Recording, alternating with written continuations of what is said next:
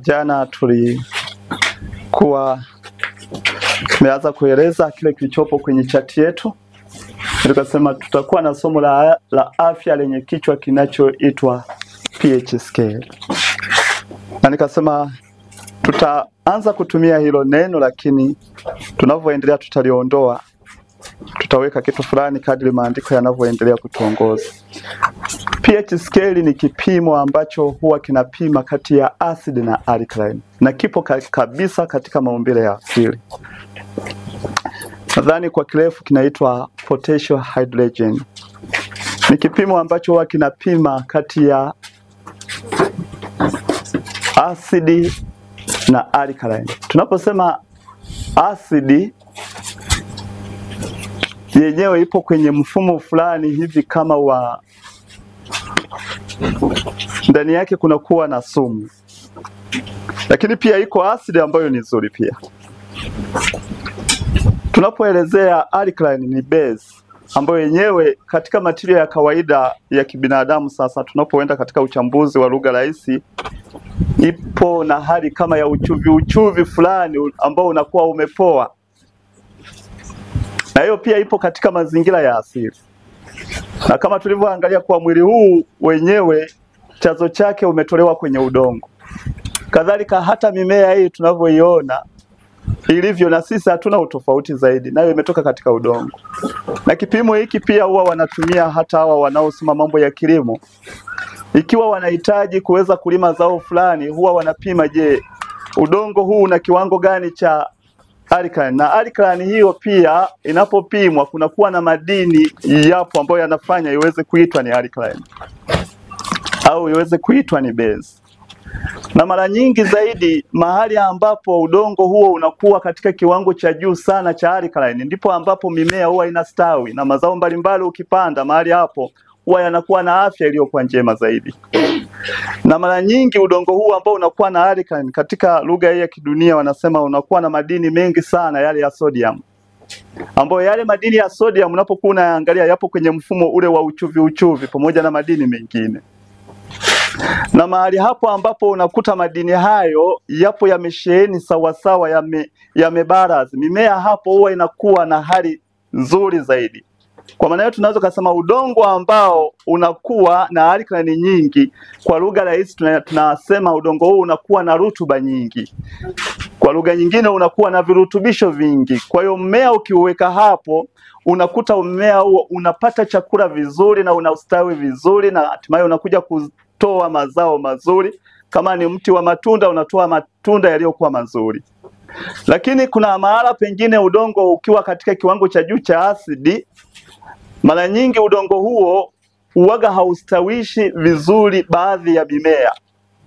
Kwa maana hiyo kunakuwa udongo huo ndani yake unakuwa hauna nguvu ya vile virutubisho. Kwa hiyo kwa lugha rahisi tunasema ndani yake unakuwa kama una sumu, kiasi kwamba ile mimea ukiipanda pale inadhoofika. Na mara nyingi ambapo kunakuwa na asidi, kiwango cha hewa ya oxygen iliyokuwa safi, maana na mimea inahitaji, uwaga udongo huo haupitishi vizuri. Kwa ile mizizi inavyozama ndani inatafuta chakula, inakuta kile chakula kifyozwi vizuri.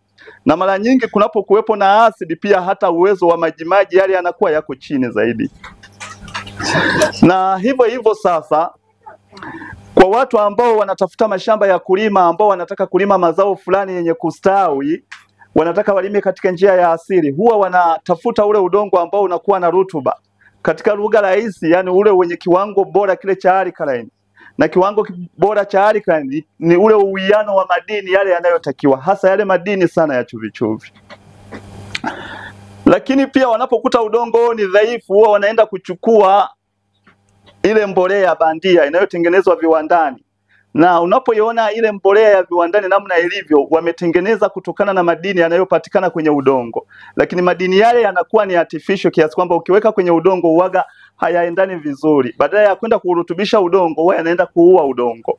Lakini japo kuwa mtu akipanda kweli mmea utakuwa, lakini hautatumia nguvu ya udongo, ya madini ya kwenye udongo, bali utatumia nguvu ya madini haya yanayotoka kwenye hii mbolea. Na kadhalika ukishaweka hiyo mbolea, baada ya kuwa imetumika, sio kuwa udongo utakuwa na nguvu, isipokuwa wenyewe hata kama ulikuwa na nguvu kidogo, ile nguvu itafyozwa zaidi. Nataka tuanze hapo penye msingi ili tuelewe vizuri huko mbele tunakokwenda. Hivyo basi, kadhalika ili kusudi udongo uweze kuurutubisha vizuri, natakiwa uchukue ile mbolea ya asili. Nadhani tunafundishwa kutengeneza ya majani, wengine wanatumia ya wanyama. Ile mbolea ya wanyama ukishaweka kwenye udongo yenyewe unakuta ina madini yale yanayohitajika. Yale madini ya chumvi sana sana. Hatuwezi kuchambua mengi sana hapo. Ukiweka kwenye huo udongo inaenda kurutubisha ule udongo, inauchanganya na upa nguvu. Kiasi kwamba huo udongo ukiupima utakuta wenyewe una nguvu kubwa, na unapoangalia kiwango cha asidi kitakuwa kiko chini na alkaline itakuwa iko juu. Kadhalika pia na katika mili yetu tulivyokuwa nayo iko hivyo hivyo. Mili yetu namna Mungu alivyoitengeneza ina kitu hicho kinachoitwa asidi, lakini pia ina kitu hicho kinachoitwa alkaline. Na hii ili uweze kuipata ipo katika mfumo wa damu. Na tukasema hivi, damu ndio muhimili wa uhai wa umbile hili la mwanadamu. Damu unapoiona yenyewe imetengenezwa katika namna ya ajabu kupitia vile vyakula mtu anavyokunywa na kupitia vinywaji vile anavyokunywa. Na hapa ndipo penye msingi zaidi wa afya ya mwanadamu ilipo. Sasa basi, ili mwanadamu aweze kuwa na afya iliyokuwa njema zaidi, anahitaji kwa kiwango kikubwa mwili wake uwe katika kiwango cha juu zaidi cha alkaline, lakini asidi inatakiwa iwe chini. Na kiwango cha juu hiki cha alkaline tunaenda kuondoka sasa katika hayo maneno, ni katika kiwango kile cha chumvi ambayo imebaraziwa kwenye damu. Na ndio maana utakuta katika hekima ya Mungu namna alivyotuumba, mili yetu hii amehifadhi katika material ya chumvi. Hello? Amehifadhi katika material ya chumvi. Kama unavyoona tuko na jadili hapa na ndugu yangu Cyprian, kuna kitu kimoja aliniongezea sana wakati tukiwa tunajadili mambo haya. Kama unavyoiona dunia yote, wanasema kwa sehemu kubwa dunia hii, sehemu kubwa kati ya nchi kavu na maji, ni sehemu gani ambayo ina eneo kubwa? Maji. Ni maji, si ndio hivyo? Na sehemu hiyo ya maji, hayo maji kwa sehemu kubwa yana ladha gani? Na chumvi, si ndio hivyo? Na kadhalika sehemu kubwa ya hata nchi kavu, ukiwa unafuatilia kwa undani, kuna baadhi ya maeneo makubwa ambayo yanakuwa na material ya chumvi. Na ndio maana tunashawishika kitu fulani kuwa hata hii ardhi imehifadhiwa kwa madini ya chumvi. Na wanasema hivi, ukichimba sana, ukienda huko chini unakutana na maji. Sijui ni kweli?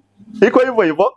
Na ndio maana pia hata huko mitaani watu wakiwa wanachimba unaweza kukutana kisima kingine kina maji chumvi, sio hivyo? Wanasema haya ni maji chumvi, wanatafuta mahala pengine kiasi kwamba ukiyapata yale maji matamu, wanasema bwana, hapa tumepata maji matamu. Tupo wote watu wa Mungu. Kwa hiyo pia hata udongo unavyoona huu wenyewe umehifadhiwa kwa madini ya chumvi. Na hii mimea unapoiona yenyewe chakula chao kikubwa, nayo unapoiona iko na uhai hivyo, nayo imehifadhiwa na madini ya chumvi. Hiyo mimea unapoiona, pamoja na kuwa itakuwa na ladha yenye uchachu, yenye ukakasi. Kuna mimea mingine ni michachu kwa asili, yenye ukakasi, yenye uchungu, lakini ndani yake utakuta kuna madini yale ya uchumvi.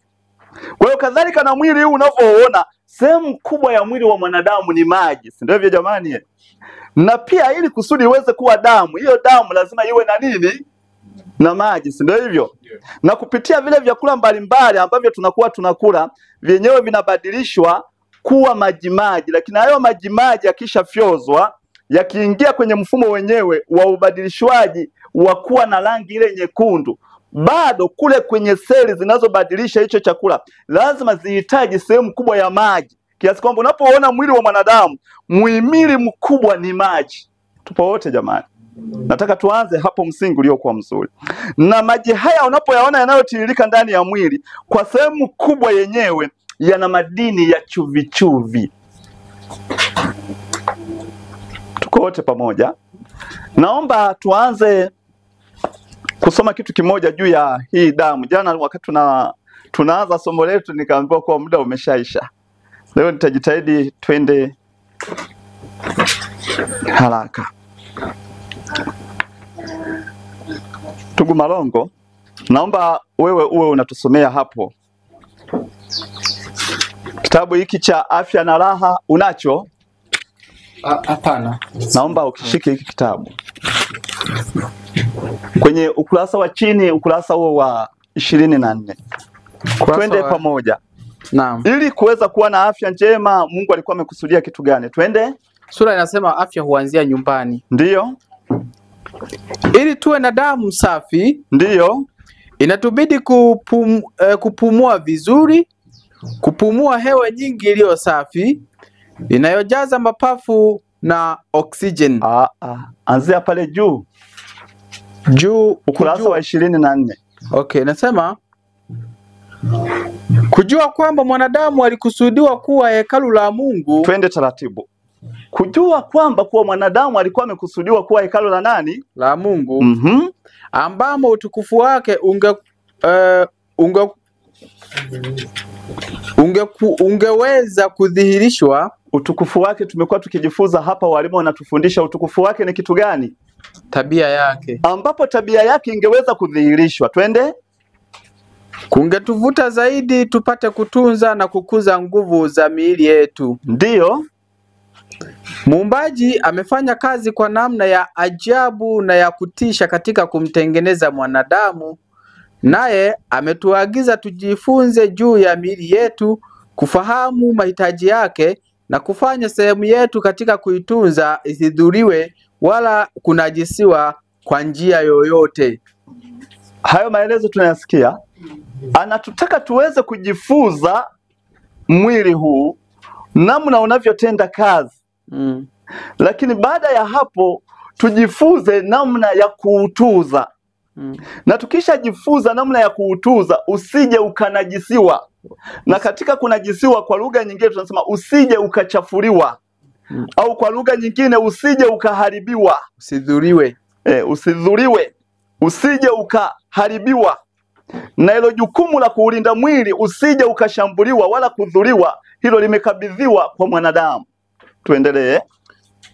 Ili tuwe na afya njema. Sasa basi, ili tuweze kuwa na afya njema, inatupasa kuwa na damu safi. Inatupasa tuweze kuwa na damu safi. Kwani damu ndio uhai.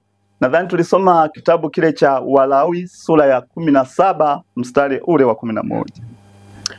Kwani damu ndio nini? Ndio uhai. Damu hujenga palipoharibika. Kwa hiyo damu yenyewe imepewa dhamana ya kujenga palipoharibika, yani ndani ya mwili wetu. Likitokea jeraha lolote, ikitokea changamoto ya aina yoyote ndani ya mwili, mwenye dhamana ya kupatengeneza hapo na kuparejesha katika hali yake, aliyepewa kanuni hiyo ya uzima, ni damu. Na kuulisha mwili. Yenyewe ndio inayofanya kazi ya kuulisha nini? Mwili, hiyo damu.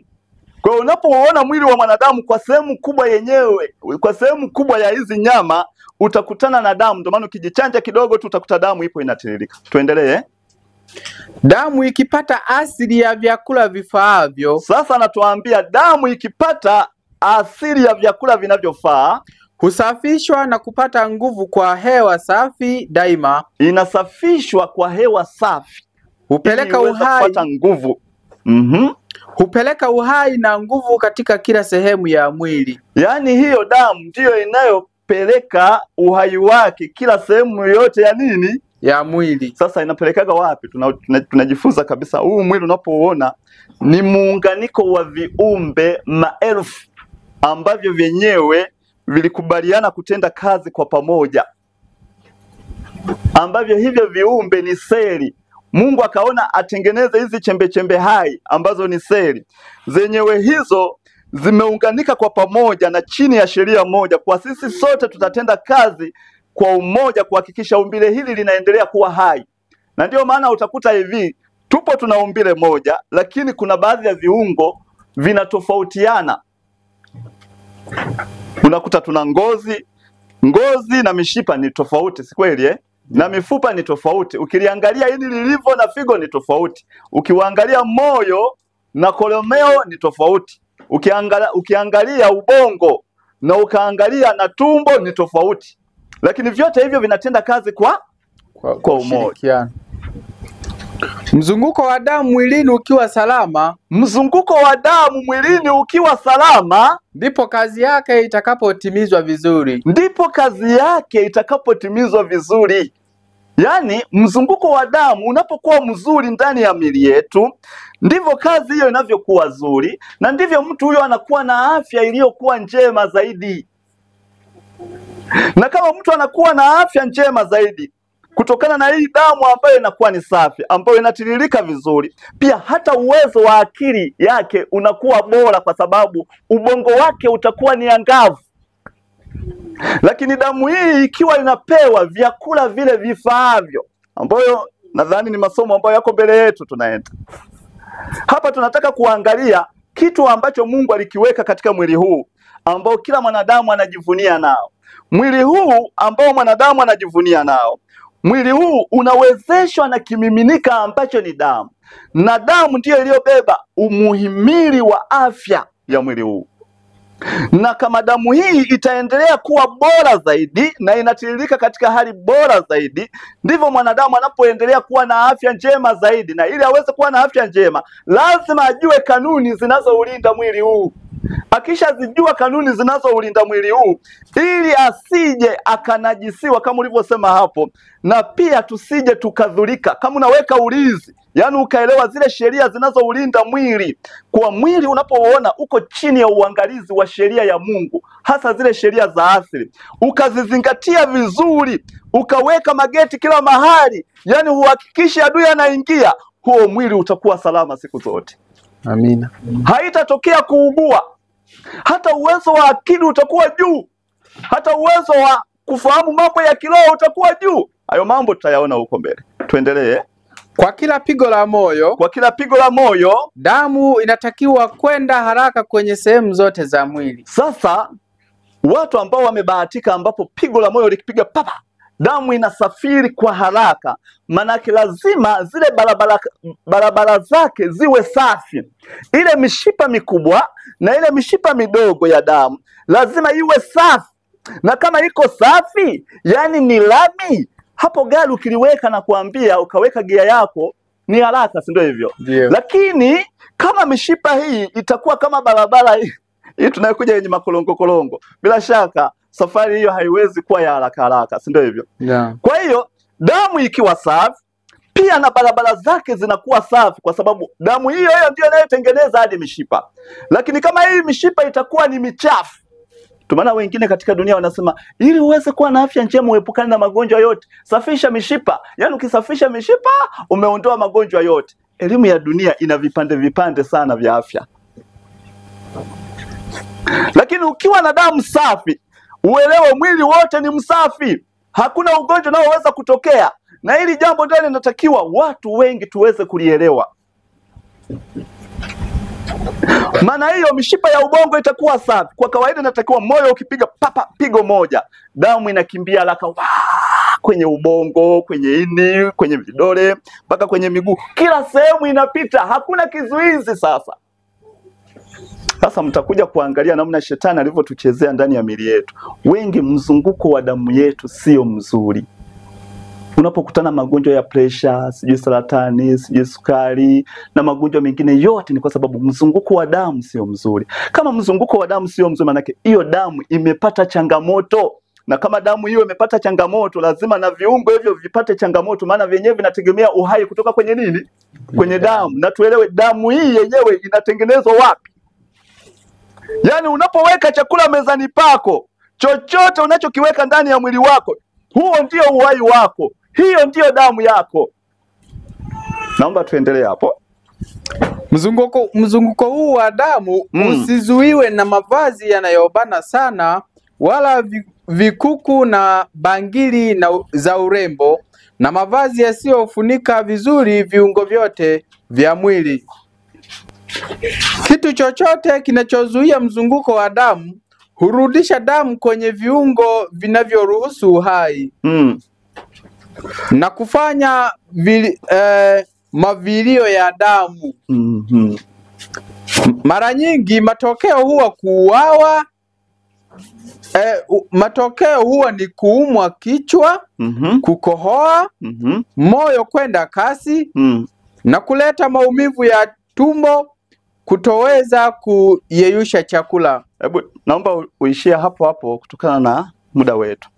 Kwa anasema mzunguko huu wa damu usizuiliwe na kitu chochote. Na ndiyo maana wakati mwanadamu unapojiona kuwa umependeza au umefanya kitu fulani kizuri, hicho kitu kinakuaga na shida kubwa sana ndani ya mwili.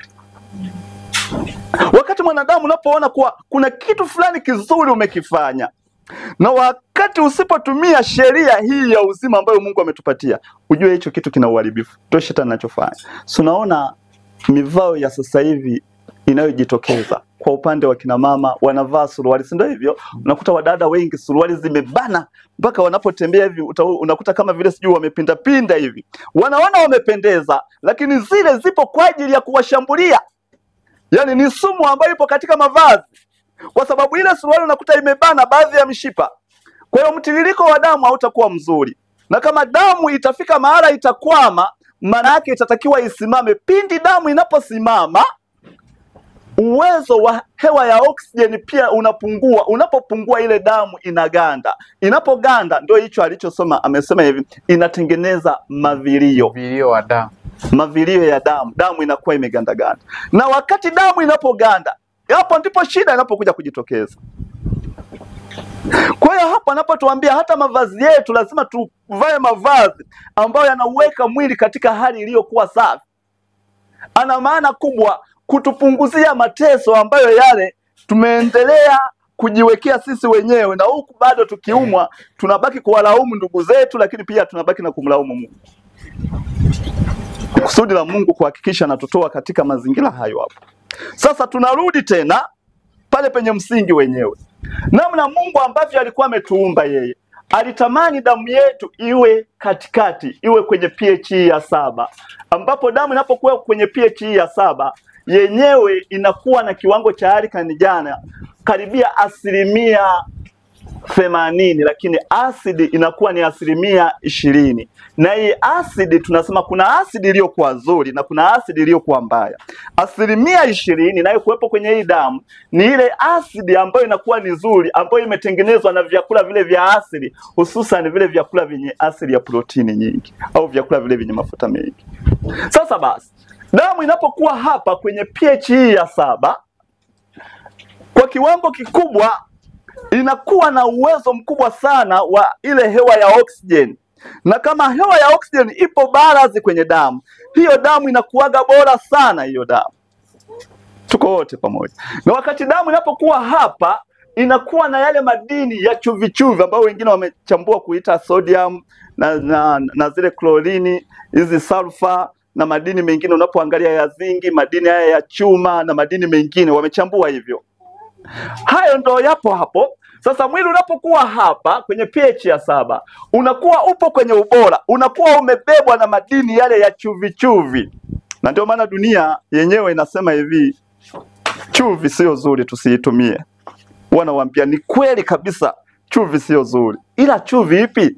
Kwa sababu nyama hizi zimehifadhiwa kwa madini ya chumvi. Nataka asubuhi tushughulike na hilo tu. Nyama hizi zimehifadhiwa kwa madini ya chumvi. Kazi ya chumvi ni kulinda kitu kisiharibike. Hebu tumwangalie hapa Mungu anachotueleza katika maandiko yake matakatifu hapa. Kurasa ambao watakuwa nacho, ngoja tuangalie kurasa zile za pembeni.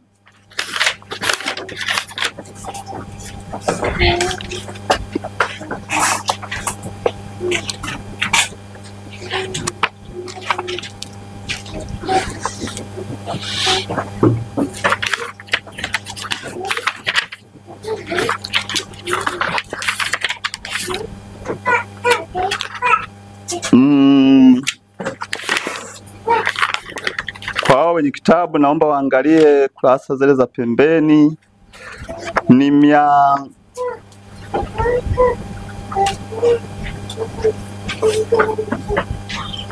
570, kitabu cha mashauri juu ya lishe na chakula. Kurasa za pembeni ni 570. 570. Ni sura ile ya 20 inayosema vikolezo na ladha. Sawa.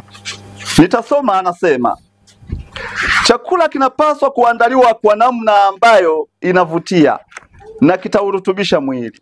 Hakipaswi kuondolewa kile ambacho mwili unakihitaji. tumia chumvi kiasi, na daima itumie, kwa sababu chumvi badala ya kuwa yenye madhara, kimsingi ni muhimu kwa ajili ya damu yetu. Hiyo ndiyo point.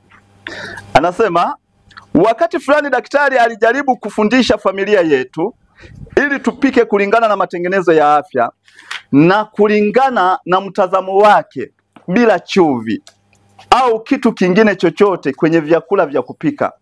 Nilijaribu kufanya hivyo, lakini nilipungua sana nguvu kiasi kwamba nikalazimika kufanya mabadiliko, na sera nyingine ikatekelezwa kwa mafanikio makubwa. Ninawaeleza hili kwa sababu najua mpo hatarini. Chakula kinapaswa kuandaliwa kwa namna ambayo kitaurutubisha mwili. Hakipaswi kuondolewa kile ambacho mfumo unakihitaji. Ninatumia chumvi kiasi, na daima natumia, kwa sababu kulingana na nuru niliyopewa na Mungu, chumvi badala ya kuwa yenye madhara, kimsingi ni muhimu kwa ajili ya damu. Ni kwa sababu gani au ni kwa nini? Mimi sijui, lakini nawapa maelekezo kama nilivyopewa.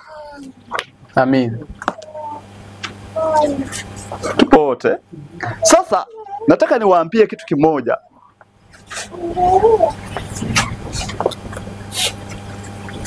Miongoni mwa mahali ambapo shetani amepiga sana mwili wa mwanadamu ni kwenye chumvi. Yaani kuna vitu itakiwa tutumie elimu, na magonjwa yote yanayoitesa jamii ya mwanadamu yamepitia kwenye chumvi. Unapoona huu mwili, hizi nyama hivi, sisi waga hatuelewi. Mungu mpaka kuweka damu iwe na ladha ya chumvi chumvi alikuwa na maana yake. Bwana Yesu asifiwe. Amina. Kazi ya chumvi ni kulinda kitu kisiharibike. Huwa napenda kutoa mifano hii mara nyingi. Nadhani wengi mnaujua. Hata watu wa zamani kabla mochwari hizi hazijaja, kama mzee huyu amekufa, watoto wake wametawanyika sehemu mbalimbali, kama wanataka wahudhurie mazishi ya huyu mzee wao, walikuwa wanaenda kwenye migomba wanachimba. Baada ya kuwa wamechimba, walikuwa wanachukua makaa wanayaweka kwa chini. Baada ya hapo wanachukua kiroba cha chumvi wanamwaga. Ule mwili wanaulaza pale, wanakuja wanamwagia chumvi juu yake. Wakisha umwagia chumvi juu yake, na walichokuwa wanafanya mpaka kwenye mdomo humu walikuwa wanaweka chumvi, mpaka kwenye macho wanaweka chumvi, na nyingine walikuwa wanajaza hapa.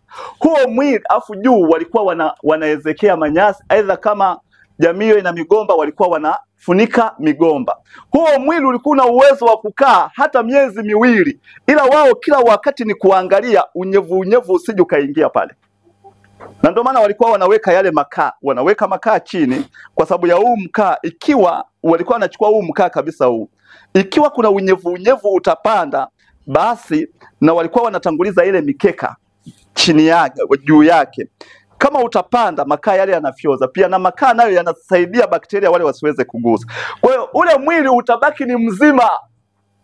Nadhani pia hata wazee wa zamani, mimi nimeona ikiwa wameenda kuwinda huko mnyama, walikuwa wanambanika, lakini kuna zingine kama hawataki waibanike, walikuwa wanaichanganyia chumvi, walikuwa wanaikausha hapo. Si kama hilo mmeliona kweli? Kazi ya chumvi ni kulinda kitu kisiharibike. Kwa hiyo hekima ya Mungu ikaona huu mwili ninaoutengeneza ambao utakuwa ni nyama, lazima niuwekee madini ambayo yatakuwa yanalinda huu mwili usiharibike. Mungu akatuwekea madini ya chumvi. Na ndio maana damu, nadhani wengi tulishawahi lamba damu. Tukilamba damu yetu tutakuta damu yetu ina ladha ya chumvi. Sisi zamani walikuwa wanatuambia ukijikata ili damu isiishe, uwe unanyonya iweze kurudi. Ndio tulikuwa tunafundishwa namna hiyo. Sasa basi, miongoni mwa kitu cha kuzingatia sana ni madini ya chumvi. Na madini ya chumvi haya yapo yanayosikika, ambayo huwa tunaungia kwenye mboga, lakini kuna madini ya chumvi yasiyosikika, ambayo madini haya ya chumvi yapo umo kwenye udongo. Udongo unapouona ule ambao unakuwa na rutuba, unakuwa upo kwenye base, unakuwa umesheheni yale madini ya chumvi ambayo yapo kwenye barazi, kiasi kwamba mmea ukiwa hapo unakuwa katika hali ya ubora sana. Na ndio maana mahala pengine pakiwa na mbolea nyingi kama ya ng'ombe, ukaweka mmea wako, utakuwa hapo? Hapana, huo unaungua, si kweli? Kwa sababu gani? Kwa sababu lile joto linakuwa linapita jingi, na pia mbolea ikizidi zaidi, yani pia hiyo ikizidi zaidi, kuna shida inatokea. Kwa hiyo kwa hekima ya Mungu akaona kuwa mwili ubaki hapa kwenye pH hiyo, na kwenye pH ya 7 hiyo ndiyo unapata ile ladha inayopatikana kwenye maji. Unapokuwa unayasoma maji, yale maji unakuta kwa asili yapo kwenye ladha ile kama ya uchumvi mbalimbali, ni yale ya sodium. Na hekima Mungu pia aliyoweka kwenye mimea hiyo, mimea yote unapoiona inapokuwa katika uhai wake, nayo yanakuwa na madini hayo ya chumvi chumvi. Kwa hiyo kazi ya mimea wakati tunapokuwa tunakula, yenyewe inatupatia madini yake, na madini yale yanakuwa na asili ya madini ya chumvi chumvi. Lakini pia hata mimea nayo tunapokuwa tunaitumia, kuna hekima Mungu ametupatia humo. Kwa wakati inapotoa uhai wake, huwa inatoa yale madini ambayo iko nayo, ambayo Mungu ameiwekea, kama jana tulivyokuwa tunasoma. Yenyewe sio binafsi. Na kuna baadhi ya vyakula tunavyotumia vinakuwaga havina madini hayo, kiasi kwamba ukitumia vinaenda kupunguza hiyo sodium. Na pia kuna baadhi ya chumvi tunazotumia, tunasema tunatumia kweli chumvi hata uweke nyingi, lakini haina madini, ina ladha ya ukali kuwa ni chumvi, lakini kiukweli haina madini yale yanayohitajika ndani ya miili yetu. Sasa basi, kwa hekima ya Mungu namna ilivyo, wakati damu inapokuwa kwenye pH hapa ya 7, ni wakati ule ambapo utakuta hiyo damu ina uchumvi ule ambao umebalance. Na utakuta huo uchumvi ambao uko umebalance, utakutana pia kuna ladha fulani ambayo iko imepoa sana ndani ya huo uchumvi, na inakuwa na vitu vya aina mbalimbali sana. Na wakati damu inapokuwa hapo, hakuna bakteria yoyote anayeweza kugusa. Tuko wote watu wa Mungu. Hakuna virus yoyote anayeweza kuishi wakati damu inapokuwa iko hapa, kwa sababu mwili huu unakuwa na ulinzi uliokuwa mkubwa sana. Na ndio maana Mungu ambacho anatamani sana tuweze kutumia chumvi ni hivi. Shetani analijua hili somo. Miongoni mwa kitu ambacho amekifanya, moja, akatuharibia chumvi ambayo tungeipata hii ya kuunga, akatuharibia, akatuambia hii ya asili msiwe mnatumia kama ilivyo, inaleta magonjwa, ila muwe mnatumia ile ambayo imewekewa nini? Imeongezewa madini joto. Imeongezewa madini joto. Pale wanaondoaga yale madini ya asili, wanaweka yale artificial ambayo ukila inaenda kukushambulia. Na unapokuwa unaitumia ile chumvi, hata kama umekula chakula kizuri kiasi gani, ile chumvi inaendaga inaua ile sodium iliyopo kwenye kile chakula ambacho kinakupatia uhai, inaendaga inaangamiza. Bwana Yesu asifiwe. Amen.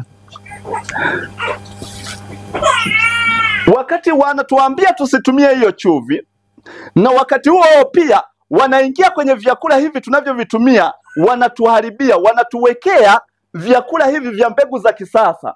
Hivi vyakula vya mbegu ya kisasa vyenyewe inatakiwa vikuzwe kwa mbolea yake, wanaweka chumvi chumvi ile ambayo siyo ya asili. Hiyo unapoiweka ndani ya mwili inakwenda kupishana na sheria ya mwili, inakwenda kuangamiza ile sodium ambayo ulikuwa umeipata katika njia ya kawaida, pengine kwenye vyakula vingine, inakwenda kuangamiza. Yaani unapoingiza kwa mfano vyakula hivi vya kisasa hivi, hizi mbegu za kisasa hizi, zenyewe kweli zina sodium, lakini ile sodium ni artificial, inapoingia inakwenda kuharibu.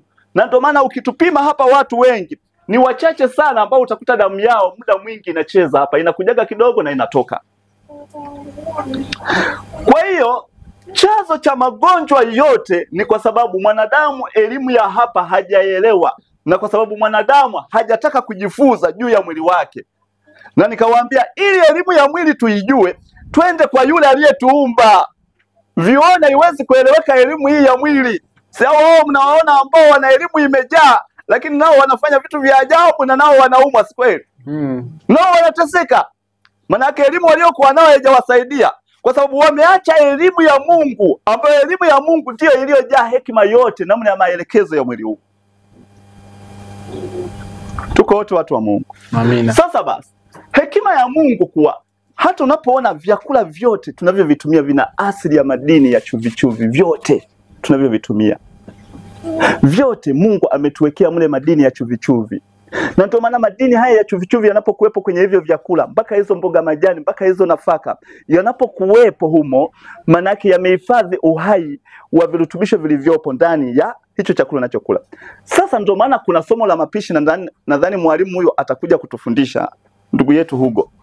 Pia madini haya ya chumvi, ikiwa utapika vibaya, yani hata kama haujaweka mafuta, ikiwa yataiva yakapitiliza, hicho chakula umeshakiondolea yale madini ya chumvi, ile sodium,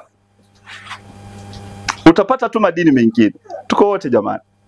Kwa sababu madini haya ya chumvi yapo kwenye majimaji ya ule mmea au wa ile nafaka, na ndio maana amesema katika sayansi ya upishi ni sayansi kubwa, haipaswi kupuuzwa. Anaposema ni sayansi kubwa, kuwa unapokuwa unapika, akili yako iunganishe na mbingu, fikra yako iweze kuwa safi. Unapopika chakula, zingatia uhifadhi wa virutubisho, usizingatie ladha. Na sawa kiwe chenye ladha, lakini ladha ipi ambayo wewe unaidesign? Ladha ipi? Kibaki na ladha yake ya asili, ambayo hiyo ladha yake ya asili yenyewe hiyo ambayo huwa inaelewa ni yule ambaye ladha yake ya kwenye mdomo wake imerejeshwa ile ya asili. Sijui Kiswahili ni kigumu, nimeeleweka? Tupo wote watu wa Mungu. Na ndio maana unapoona madini ya chumvi ndiyo yamebeba muhimili wa mwili. Nilikuwa ninasoma hapa, tukiwa nasoma na ndugu zangu hapo, nikafurahi sana kitu kimoja, ila wenzangu wenda hawajaelewa wakati tulipokuwa tunasoma pale.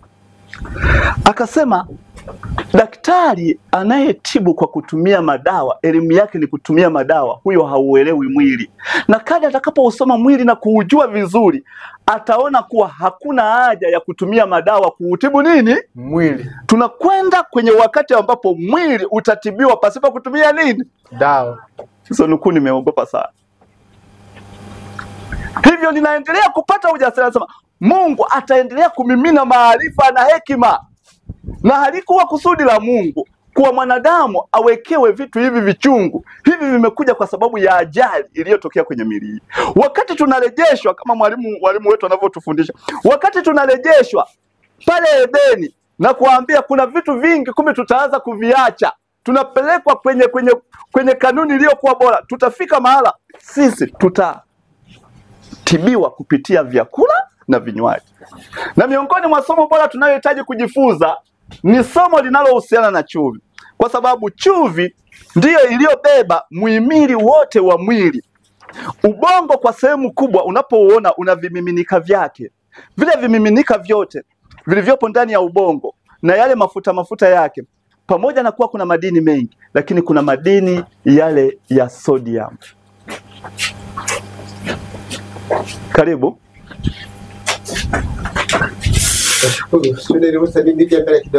Karibu.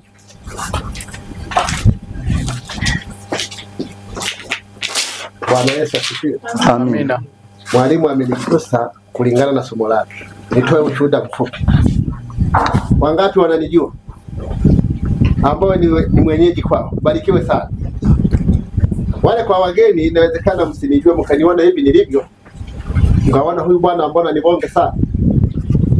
Lakini kwa wenyeji wanajua mimi mwili wangu umepungua sana, si ndio? Kipindi anafundisha hili somo, mimi nilikuwa ni mnene sana, lakini nilikuwa na dalili ya moyo kwenda mbio sana, mapigo ya moyo. Hata nilipokuwa nikiongea, mapigo ya moyo yalikuwa yakienda mbele sana. Alafu huu mkono ulikuwa umeanza kupa ganzi. Hata miguu hii ilikuwa nikitembea hivi, naona ni mizito, inakufa ganzi. Pia nilikuwa na dalili ya kusikia muwasho hapa tumboni sehemu hizi. Leo nakuta kama moto unawaka. Lakini kulingana na somo hili, namna alivyokuwa akifundisha mwalimu, nikaanza kuchukua hatua. Nikaanza kufuata kama anapofundisha vyakula hivi. Ninashukuru afya yangu sasa hivi. Moyo ulikuwa nashangaa, nasikia kitu kinalia pa, halafu inakuta kama kinasambaa hivi, yaani ufahamu unapungua. Lakini sasa hivi hiyo hali haipo. Amina. Yaani vidonda vya tumbo havipo. Huyu mwalimu tulikutana sehemu, tulienda sehemu naye akahisi nilivyokuwa nikiongea, anahisi kwamba nina vidonda vya tumbo, ila akashindwa kuniambia. Baada ya mzunguko kama wiki mbili ya tatu tulipokutana, akasema mzee, tulipokutana siku ile ulivyokuwa unaongea nilijua una vidonda vya tumbo, nikashindwa namna ya kusaidia ili nikusaidieje ili upone. Lakini alivyonielekeza vyakula nilivyoanza kula, baada ya wiki 2 ya 3 tulipokutana akakuta ile hali haipo. Nikamwambia, bwana, ulichokisema mimi nilikuwa nacho, yani kama uliona tumboni mwangu namna nilivyokuwa nahangaika, lakini kwa sasa hivi hiyo hali haipo. Kwa hiyo sasa hivi najisikia kwa kweli na amani. Aliposema kwamba hatutatibiwa kwa madawa ila ni kwa chakula, sasa hivi ninakula mlo wangu huu kama tulivyokula asubuhi mpaka kesho tena asubuhi, na naishi kwa amani. Amen. Bwana Yesu asifiwe. Asante sana. Naam, ninashukuru sana. Kwa hiyo chumvi ndiyo iliyopewa dhamana ya kuulinda mwili, na ndani ya chumvi kuna vitu vingi. Kwa sababu ya muda wetu sio rafiki sana, kwa chumvi ndiyo inayohusika pia na zile juisi za kumeng'enyea chakula. Tupo wote, zile juisi zinazomeng'enyea chakula, na pia hata zile asidi nyingi ambazo zinatengenezwa zile juisi za kumeng'enyea vyakula vya protini pia ni chumvi. Pia umeme ule wa mwili ambao unatoka kwenye ubongo kupitia hizi neva za fahamu na kwenda sehemu mbalimbali hadi ule mfumo wa neurotransmitters, ule wote unategemea madini ya chumvi. Amina. Tupo wote watu wa Mungu. Pia utendaji wa moyo kule kudunda gigi inategemea madini ya nini? Chumvi. Na ndio maana sasa hivi watu wanatibu magonjwa ya moyo kupitia chumvi. Na ndio maana mtu ukiacha chumvi, watu wanasema wenye magonjwa ya moyo, sijui sukari na nini, figo waachane na chumvi. Unakuta tatizo linaongezeka zaidi. Ila ni hivi, wakikwambia chumvi ni mbaya, ni kweli. Unapokuwa unatumia hii chumvi ambao wameiondolea madini joto hii tunayotumia viwandani, hii hapa, unapokuwa unaitumia yenyewe moja kwa moja inaenda kudhoofisha mfumo wa mwili, inaenda kudhoofisha moyo. Ile chumvi ya asili inachofanya kazi yenyewe inaenda kutenda kinyume. Lakini chumvi hii ya asili yenyewe inaenda kurutubisha mfumo wa mwili. Mifupa hii ili iweze kutenda kazi, pamoja na kuwa ina calcium nyingi, inahitaji sana madini ya chumvi. Mifumo ya uzazi yote inahitaji madini ya nini? Ya chumvi. Na ndio maana huwezi ukatibu ugonjwa wa kisukari kuuondoa kabisa bila kuirejesha chumvi ya asili. Wewe unaona, lazima tuwe kuna vitu fulani sisi tunashindwa kufikia mafanikio kwa sababu bado tunaishi katika hali ya uasi. Kwa wale ambao wanatamani kuweka akili yao kwenye ubora zaidi, lazima wahakikishe 95% ya vyakula vyao sehemu kubwa viwe vile vilivyopoa, au viwe vyenye asili ile ya chumvi ambayo iko imepoa, au chumvi inayosikika. Sio kama tunaeleweka. Pamoja na kuwa tunaweza tukawa na akili bora sana, lakini tukitaka ziwe bora zaidi lazima tufikie mahali hapo. Ni hivi ninachomaanisha, kuwa hekima ya Mungu ilivyotutengeneza ni hivi. Kwa nini damu inapoanza kuwa tamu, nyama huwa inaanza kuoza? Kwa nini kadri damu inapozidi kuwa tamu, nyama huwa inaanza kuoza? Si ndio hivyo? Na wakati damu inapoanza kuwa tamu, kwa lugha rahisi huwa tunasema ni ugonjwa gani? Kisukari. Kwa hiyo tunaona kwenye damu, wakati sukari inapoanza kujitokeza, inaanza kuwa tamu, tunakuta nyama zinaanza kuoza, si ndio hivyo? Manake mfumo wa kinga unashindwa kufanya kazi, si ndio hivyo watu wa Mungu? Lakini pia wakati damu inapozidi kuwa tamu zaidi, yani ile sukari imekolea, unakuta mguu huo unaiva. Wakati mguu unapoiva unapendeza, kwa nje ukivimba, kwa nje kwa pembeni, mara nyingi naziweka kwenye kidole, utakuta kidole kile kinatengeneza lengelenge mpaka kinapasuka. Kikisha pasuka kinaanza kutoa maji. Baada ya hapo kinaanza kutoa usaa wenye uji. Na wakati kile kidonda unapokuwa unalamba yale maji au ikakatwa ile nyama ambayo inakuwa imeoza kutokana na kidonda, ile nyama inakuwaga ni tamu kana kwamba umeweka sukari nyingi, yani hiyo nyama imeungiwa sukari nyingi. Na ile nyama kama ukikata ukaiweka hapo, utakuta sisimizi wameshajaa. Na mtu huyo akitoa mkojo akiumwaga pale, unatoaga povu. Baada ya muda utakuta sukari iliyo ganda. Na unakuta ile sukari iliyo ganda, baada ya muda utakuta sisimizi na wadudu wamejaa. Wakati huyo mgonjwa unamuona yupo kwenye hali mbaya zaidi. Ni nini kilichopungua mpaka damu inakuwa tamu? Ni kwa sababu madini ya chumvi yamepunguzwa. Angalia huyo mtu vitu anavyokula. Vitu anavyokula ni hivi huku ambavyo tutaanza kuviangalia. Huku ndiko kwenye msingi wa magonjwa. Wakati damu inapoondolewa kwenye hali ya uchuvi, inapokwenda kwenye asidi, tayari inapoanza kutengeneza kautamu. Na mtu mwenyewe ndio anayetengeneza mazingira ya ugonjwa kuingia. Tutaanza kusoma huko namna Mungu anavyotuelekeza. Wakati damu unapoipatia vitu vitamu, yani chochote unachokula ndiyo damu yako. Wakati unapoifanya damu kuwa tamu, ndivyo ambavyo na wadudu wanaanza kujitokeza ndani ya mwili. Kama tunavyoona baadhi ya matunda fulani yanapoweka sukari ikiwa imekolea na lile ganda rangi kubadilika, ni nini kinatokeaga mle? Wadudu, si ndio hivyo? Wakati sukari inapozidi kwenye tunda, si ndio hivyo? Wakati inapoelekea kuchacha ndio unakuta wadudu wamejaa. Wakati huo pia kwenye mwili, pindi damu inapoondoka kwenye hali ya uchuvi, ndipo magonjwa yanaanza kujitokeza, kwa sababu kinga ya mwili haiwezi kustahimili kwenye damu tamu. Kinga ya mwili inafanya kazi kwenye mazingira ya uchuvi. Mfumo wa fahamu unafanya kazi kwenye mfumo ule wa uchuvi.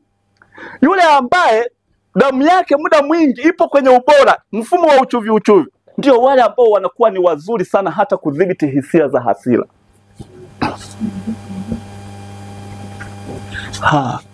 Sawa. Damu inapotoka hapo kwenye pH ya 7 na kwenda kwenye 6.9 mpaka 5, hapo ndipo yanaanza kujitokeza magonjwa. Unapoona mambo ya malaria, typhoid, kuchoka na nini vinaanza kujitokeza hapo. Naambiwa muda umeisha. Kesho tutaendelea. Bado zipo dakika 4. Sawa, nashukuru. Hebu twende haraka. Wakati damu inapotoka hapa kwenye hali kalaini, manake kwenye afya iliyokuwa bora, kwenye hali ya uchuvi uliokuwa bora, hali ya uchuvi ambao umetengenezewa chakula kilichokuwa bora.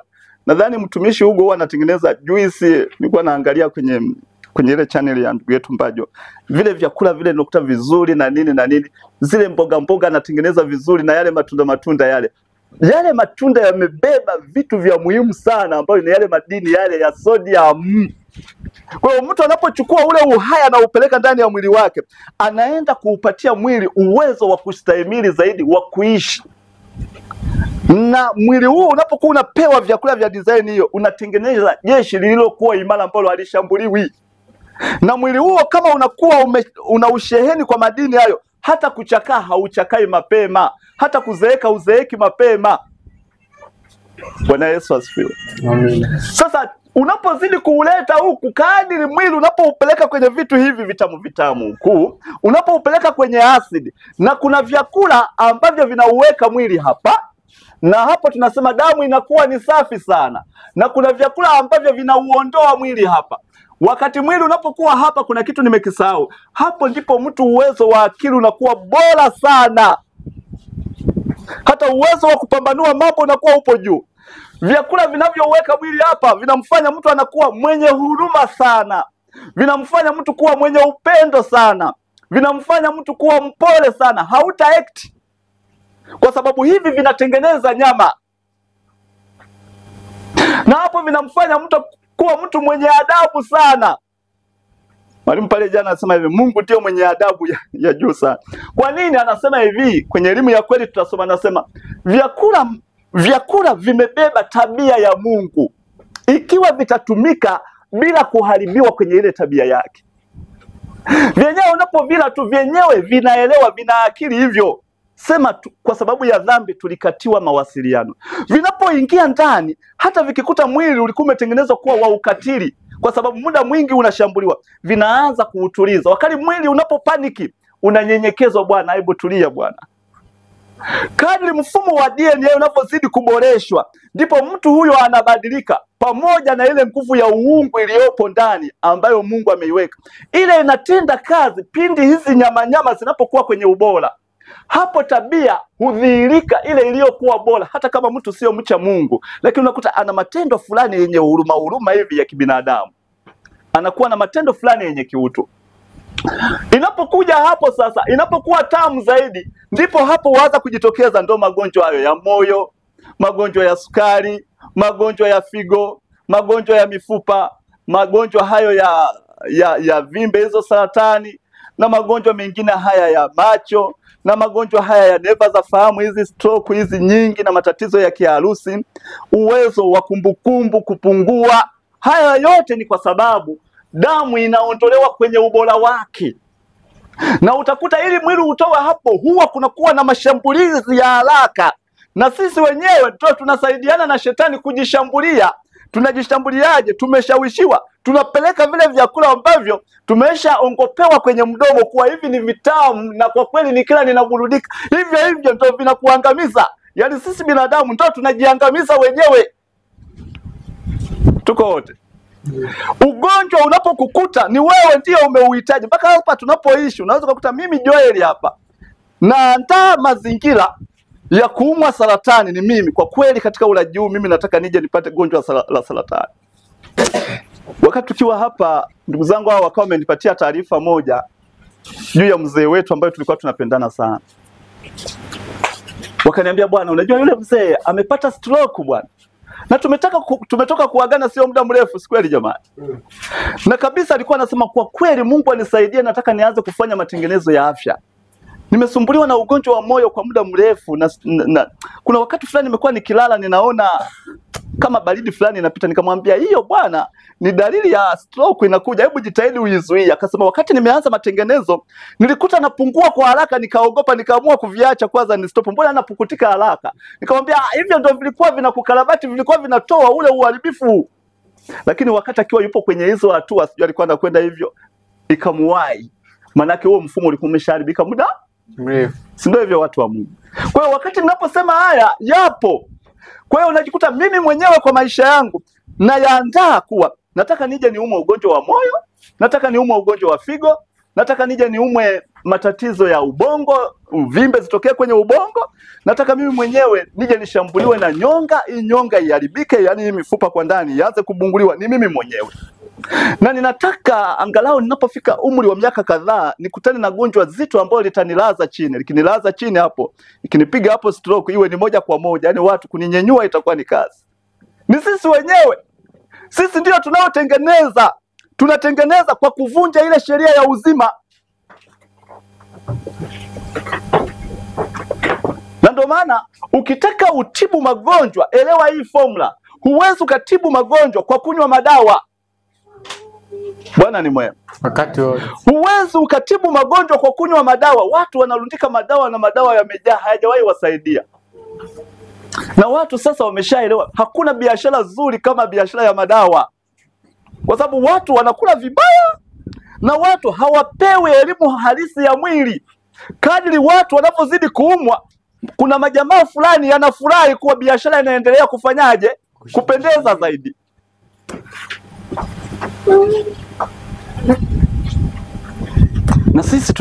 Na sisi tutajiunga kwenye uteja huo. Ndio maana Mungu anatufundisha. Tena anatuambia, mimi ninataka niwaambie, kama tutafata kanuni za Mungu, hata kama mwili umechakaa kiasi gani, kwa sheria aliyoweka ambayo ni ya uzima, japo kuwa ni ya taratibu, mtu lazima arejee.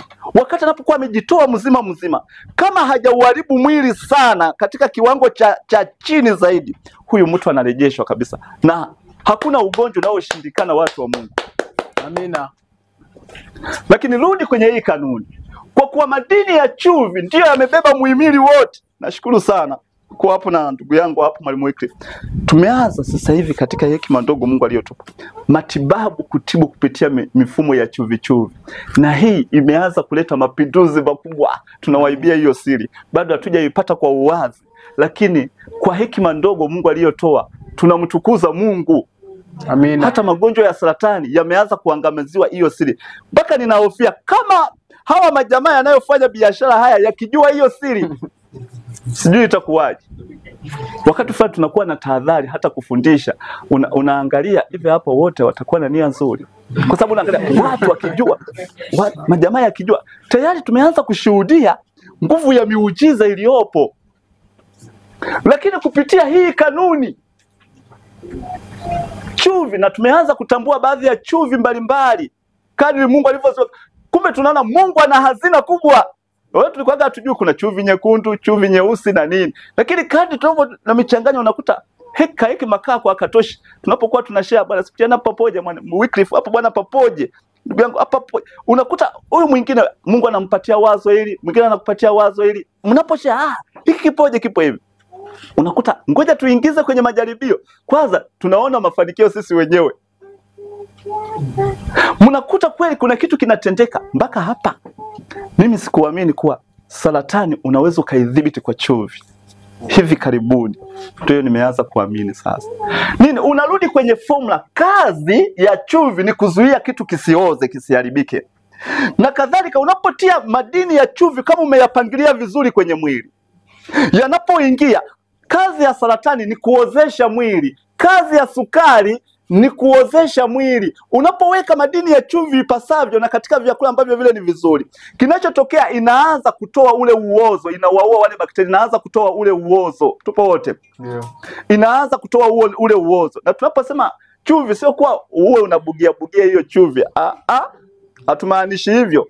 Kuna kiwango cha kutumia. Hata mimea hii ikiwa inatumika katika kiwango sahihi cha chumvi imepangiliwa vizuri, mimea yote hiyo ina madini ya aina mbalimbali. Kama utayatumia katika hali ya usahihi, uzima uko hapo. Na wengi hatujapata faida kwa sababu hatujajua namna ya kutumia. Na kama tutajua namna ya kutumia, tutapata manufaa makubwa. Amina. Habari za asubuhi njema. Naomba niweze kuhitimisha kitu kimoja. Mungu anapojitahidi kutuongoza taratibu hadi kwenye mpango wake wa awali, anatuongoza kupitia pia matengenezo ya afya. Kwa sababu matengenezo ya afya, kadri mwili unavyozidi kuboreshwa na ubongo kuboreshwa, ndivyo akili inavyozidi kuboreshwa.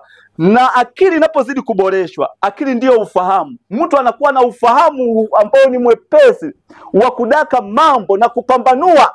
Na kisha pambanua, akifahamu kitu hiki ni sahihi, anaomba Mungu nisaidie, na Mungu anatumia ile nguvu ya uungu iliyopo ndani yetu kuinua ile nia yako uliyokuwa nayo. Nataka mimi kutenda matendo haya mema. Ni rahisi, na tutaangalia huko mbele. Badiliko hili lina muunganiko kati ya ubinadamu na uungu. Mungu lazima shirikiane pamoja na sisi. Kazi ya neno la Mungu linapoingia, linaingia kule ndani, anaposema kwenye akili ya moyoni, kule kwenye DNA, kufumua zile tabia za asili zilizopo mule zing'olewe, zijengwe tabia nyingine mpya. Amina. Ndio maana somo la afya lenyewe linahusika katika mambo yote ya mawili. Mambo ya kiroho na mambo ya nini? Ya kimwili. Na anasema hakuna mtu atakayefanikiwa katika mambo ya kiroho kama hatafanikiwa katika mambo ya afya ya kimwili. Hivi vyote lazima viende sambamba.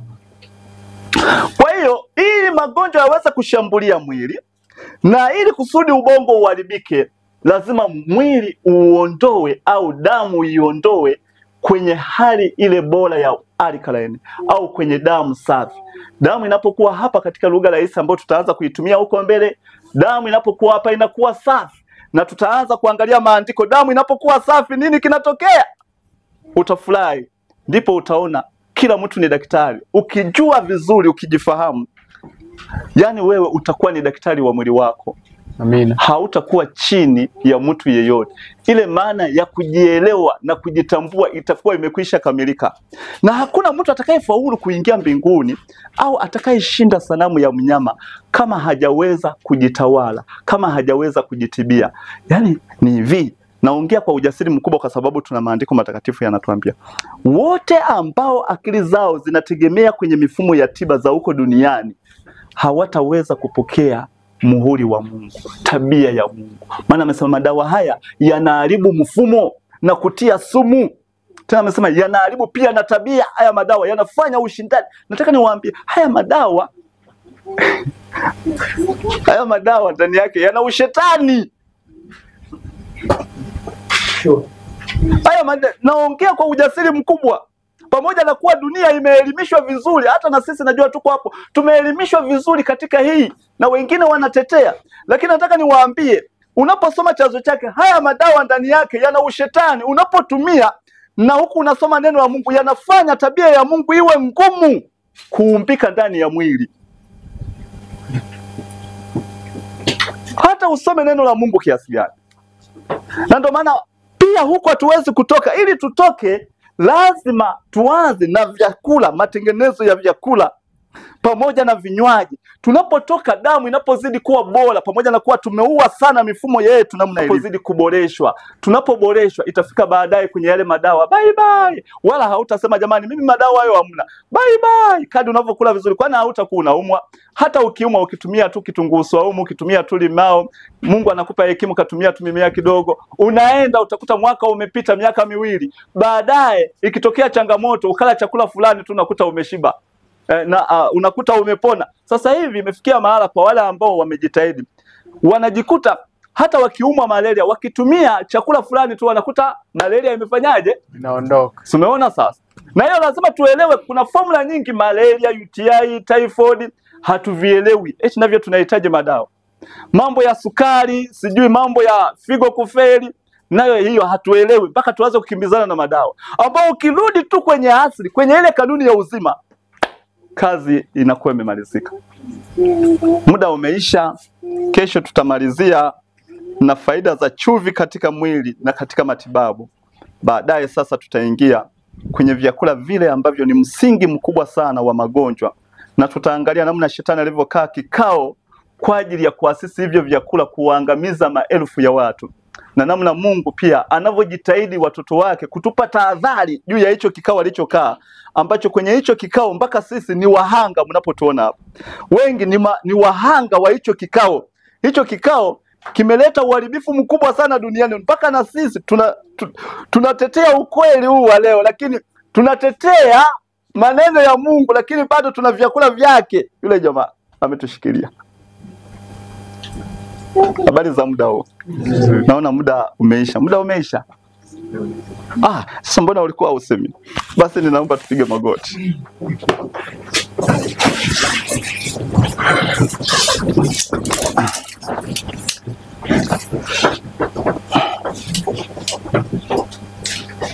Naomba tuombe. Tunakushukuru Baba yetu wa mbinguni. Asante, katika wasaa huu tulikuwa tunaangalia somo linalohusiana katika miili yetu, lakini tunajifunza katika hali ya ujinga, na sisi wenyewe tukiwa hatujielewi, hivyo tunatembea katika hali ya kupapasa papasa, lakini wewe unachukuliana nasi katika hali hizi tulizokuwa nazo. Lakini sisi wenyewe tumejiharibu zaidi, hatukupaswa kuwa hivi kama tulivyo, lakini upendo wako unaendelea kudhihirika kutufunulia mambo haya, lakini bado hatuna nguvu ya kuyaishi kwa sababu ya uchakavu wa mishipa ya neva zetu za fahamu.